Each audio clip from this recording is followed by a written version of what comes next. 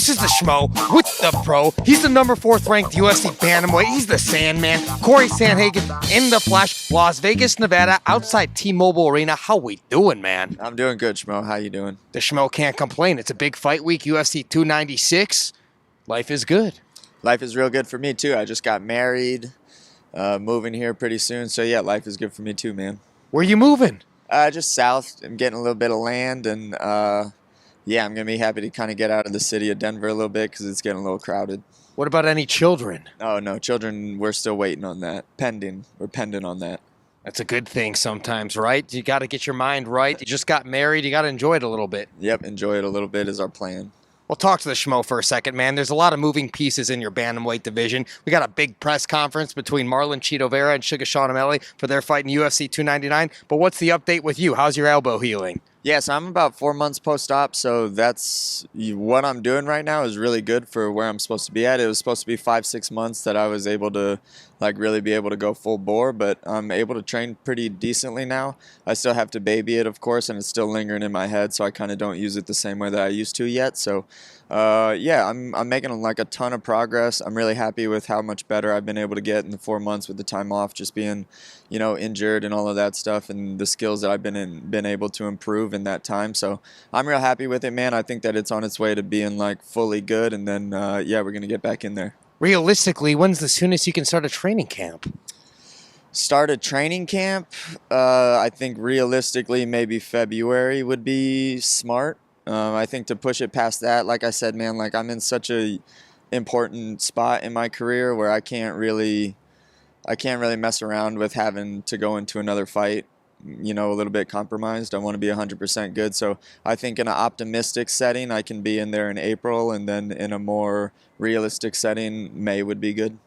And in a realistic situation, who would be the ideal opponent for you? Would it be the championship fight? Would you be fighting the winner of that fight? That might be too soon. Is it a number 1 contender fight? We thought you've already had number 1 contender fights. The Schmo thinks they might just match you up with Umar Nurmagomedov. What do you think's going to happen? Yeah, that's a little bit of a tough one. I think a lot of things need to play out in the division. But me personally, I think that if Chito wins, that's not a hard sell. I just, really shut Chito out not even a year ago. And then Sean O'Malley, I think that there's not a more exciting fight in the division right now than me and O'Malley. Say what you want about the last fight. I was really compromised and just hurting my arm that bad, but I put on bangers of fights, and I think that the fans know that. Me and O'Malley would be a banger of a fight, and everyone would tune in to watch that fight. And it was a late replacement opponent swap for you, too, for that fight, too, against Rob Font. Yeah, that, I was okay with the late replacement thing. It was just a man. I had to protect that thing and make sure that it didn't get hurt any more than it was already hurt in the first round. So I know that it went the way that it went, but I mean, if you go back and watch all my fights and my track record, that will never happen again, Well, you're a company guy, man. You're a real stand-up gentleman. How do you truly feel, though, that Marlon Chito Vera is getting this title shot when you beat the man, like you said, less than a year ago? Yeah, I mean, I think he's a lucky son of a bitch, I think that just with the way that everything kind of worked out in Chito's favor, a lot of the stars had to line up for him for this to be the case. And, I'm not going to hate on someone getting really lucky, but I think he's in a super fortunate position, having said that I, destroyed him last year. Do you have a preference of who is going to be the champion after their fight, UFC 299? Do you have an idea of how this fight's going to play out? I don't have a preference. I do think that it's going to be a lot closer than what people are anticipating. I think that Chito's really good, and obviously Sean's really good, but I think what Sean really does well, Chito's going to be able to not let that happen. Sean's a sniper who leaves a lot of range, catches guys when they're coming in, and Chito's not really the type of guy to make the same mistake that Sterling has or some of the past opponents that Sean O'Malley has had. I also think that Chito is a really heavy hitter, and I think that he learned a lot from me in his last fight in the way that he performed against Pedro Munoz. So I think that he collected a lot of data from our fight. He's going to go in and fight Sean a little bit differently than how he was capable of fighting me, and I think that it's going to be a lot closer. And if it's 25 minutes, you don't really want to get hit too hard by Chito in those 25 minutes, and that's a lot of time for him to figure out how to do so. You brought up Aljamain Sterling, the former champion.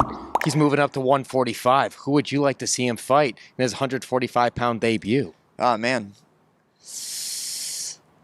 I think a big match I think would be good for Sterling. That would be a really awesome fight for him if he actually did get that blessed fight. You know, like I think that would be really cool. I hope that he gets that one. I think that he's really deserving of a big fight like that. So I hope that that's what he gets.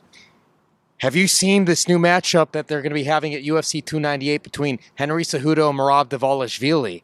Do you like the way that Henry pronounces Merab's name? Do you see that video circulating? Merab's like a math teacher, or at least an English teacher, trying to teach him how to do things. Yeah, those are two pretty corny guys. But yeah, Henry Merab will be a good fight. I think Henry will likely win that fight. I think that the wrestling will cancel each other out. But even besides that, I think Henry's striking is a little bit better than what people give him credit for. So he's a lot more polished of a striker than Merab is. And I think that, you know, if the wrestling cancels each other out, I think Henry will take home that win. Do you know how to pronounce Merab's last name? I can give it a crack. All right. Dvalishvili. Close enough. Better than Henry. Dvalishvili. Dvalishvili. So, Sandman, what are you looking forward to the most for UFC 296? I really want to watch Leon Colby. I think that that's going to be a great fight. I also am from the same home state as Brandon Royval, so I'll be rooting for Brandon.